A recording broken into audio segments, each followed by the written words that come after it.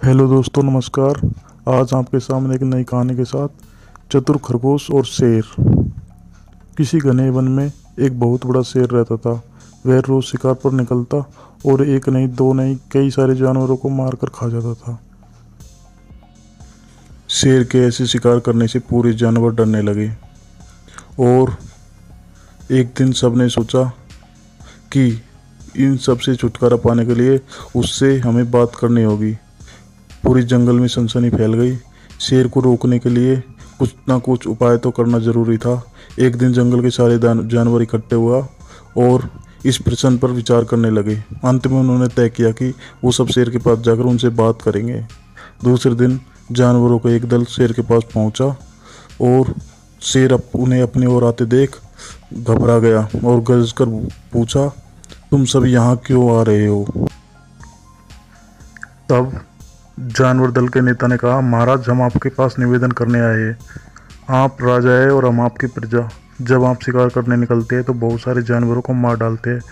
आप सबको खा भी नहीं पाते। इसी तरह से हमारी संख्या कम होती जा रही है। अगर आप ऐसे ही करते रहा तो कुछ दिनों में जंगल पूरा का पूरा खाली हो जाएगा। प्रजा के बिना राजा भी कैसा रहेगा? यदि हम सब मर जाएंगे तो आप भी राजा नहीं रहेंगे। हम चाहते हैं कि यदि आप सदा राजा बने रहे, और आपसे हमारी विनती है कि आप अपने घर पर ही रहो।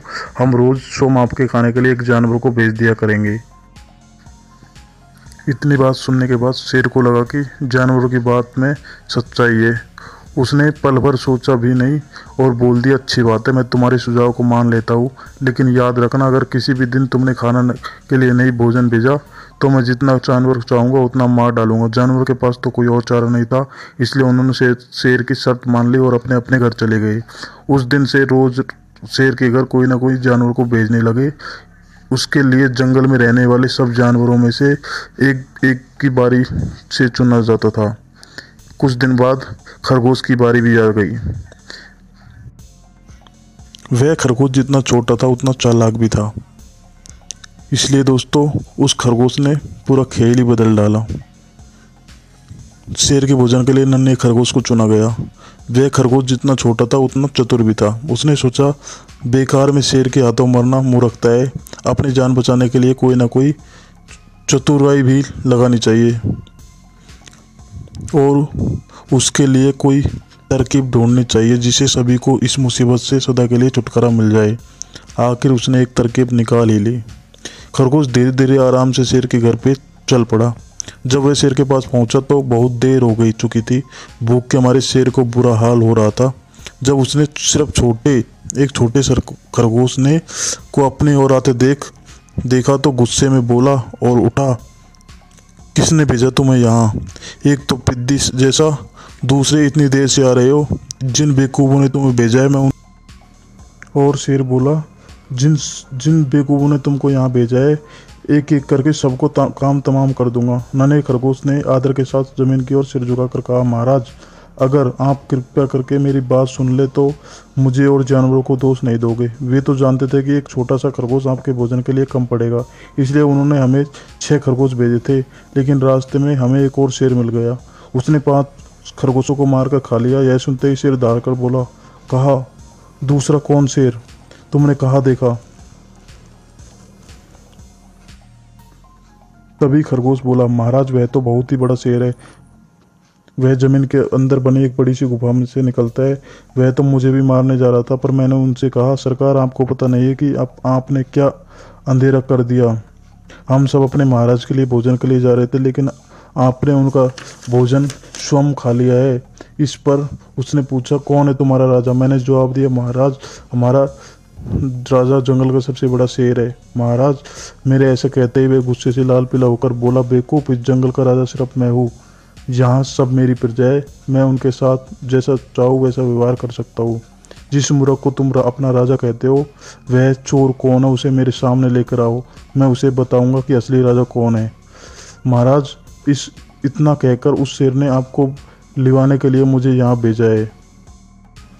खरगोश की बात सुनकर शेर को बड़ा गुस्सा आया और बार बार दहाड़ने लगा। उसकी भयानक दहाड़ से सारा जंगल दहलने लगा। मुझे फौरन उस मूर्ख का पता बताओ, शेर ने दहाड़ कर कहा। जब तक मैं उसे जान से नहीं मार दूंगा मुझे चैन नहीं मिलेगा। बहुत अच्छा महाराज, खरगोश ने कहा। मौत ही उस दुष्ट की सजा है। अगर मैं बड़ा और मजबूत होता तो मैं खुद ही उसके टुकड़े टुकड़े कर देता, खरगोश ने कहा। चलो रास्ता दिखाओ, शेर ने कहा। फौरन बताओ किधर चलना है। किधर? इधर आइए महाराज, इधर आइए। खरगोश रास्ता दिखाते हुए शेर को कुएं के पास ले गया और बोला, महाराज वह दुष्ट इस जमीन के नीचे से निकलता है, जरा सावधान रहिए, पीछे से भी खतरनाक हमला हो सकता है। शेर ने कहा, मैं उससे निपट लूंगा, तुम यह बताओ वह है कहाँ। उसके बाद खरगोश कुएं के नज़दीक आकर शेर को अंदर कुएं के झांकने के लिए बोलता है। शेर कुएं के अंदर झांका तो उसे पानी में अपनी परछाई दिखाई दी। परछाई को देखकर शेर जोर से दौड़ा। कुएं के अंदर से वापस आवाज़ गूंजी। उसने समझा कि दूसरा शेर भी दौड़ रहा है। दुश्मन को तुरंत मार डालने के इरादे से वह फौरन कुएं में छलांग लगा दी। कूदते ही वह कुएं की दीवार से टकराया और धड़ाम से पानी में गिरा और डूबकर मर गया।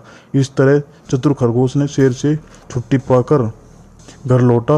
उसने जंगल के सारे जानवरों को शेर के मारे जाने की कहानी सुनाई। दुश्मन के मारे जाने की खबर सुनकर जंगल में खुशी की लहर फैल गई। सभी जंगल के जानवर खुश होकर खरगोश की जय जयकार करने लगे। तो दोस्तों, इस कहानी से हमें यह शिक्षा मिलती है, घोर संकट की परिस्थितियों में भी हमें सूझबूझ और चतुराई से काम लेना चाहिए और आखिरी दम तक प्रयास करना चाहिए। सूझबूझ और चतुराई से काम लेकर हम भयंकर संकट से भी उबर सकते हैं और बड़े से बड़े शक्तिशाली शत्रु को भी पराजित कर सकते हैं। थैंक यू दोस्तों।